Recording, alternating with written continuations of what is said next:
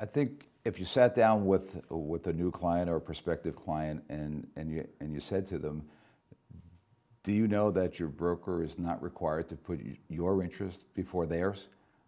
I think they'd be shocked.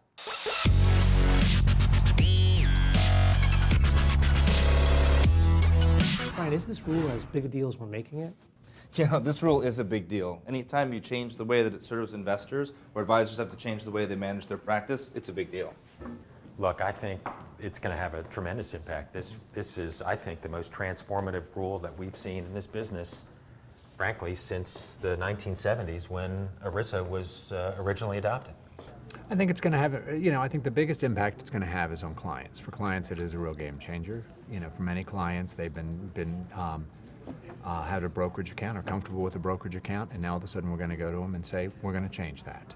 Let's talk about how people really don't like change. Human nature being what it is, we don't like change. Look at yourself. If you get up every morning, you have oatmeal, and all of a sudden the oatmeal's gone and you have to have your wife's yogurt, it's a bad day because you've had a change.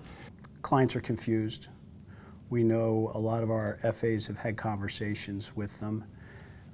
They don't understand the need to change. I'm going to paraphrase. I think Ronald Reagan said this.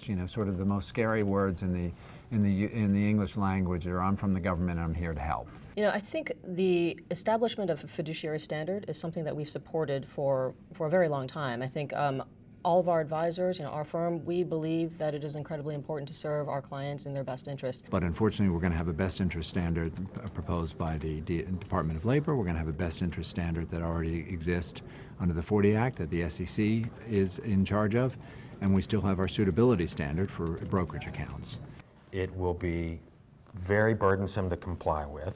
It will necessarily, I think, increase the cost for firms like Janney to administer that rule.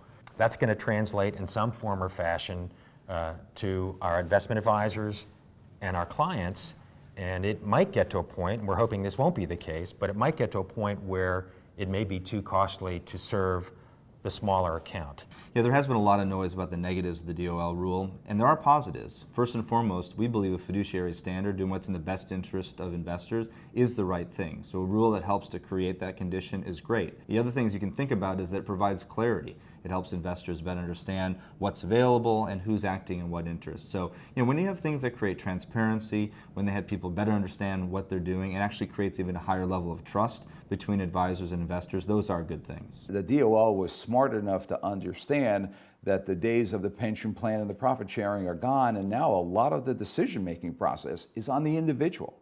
Well, that's over the past 15, 20 years, that's new. And they're recognizing that the small guy, the individual investor, the unsophisticated investor, needs some protections.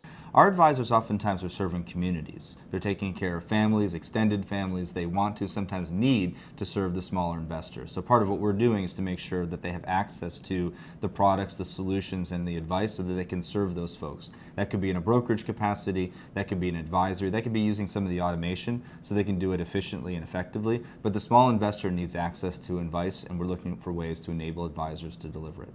So it's always been, in our opinion, that you do well in our business by doing good. And I think that is not yet taken to heart by Wall Street. They're getting there. Almost any business, certainly the financial services business, it takes about 10 times more money to create a new client than to keep an old one.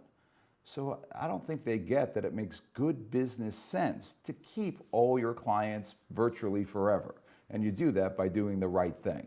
And ultimately, you end up being more profitable, not less profitable, by doing what's right. Well, I'm very hopeful that this rule, the establishment of a fiduciary standard, will be a positive, a long-term positive for this industry. I think there are lots of great benefits from that. I think the clarity of a fiduciary standard is something that investors deserve.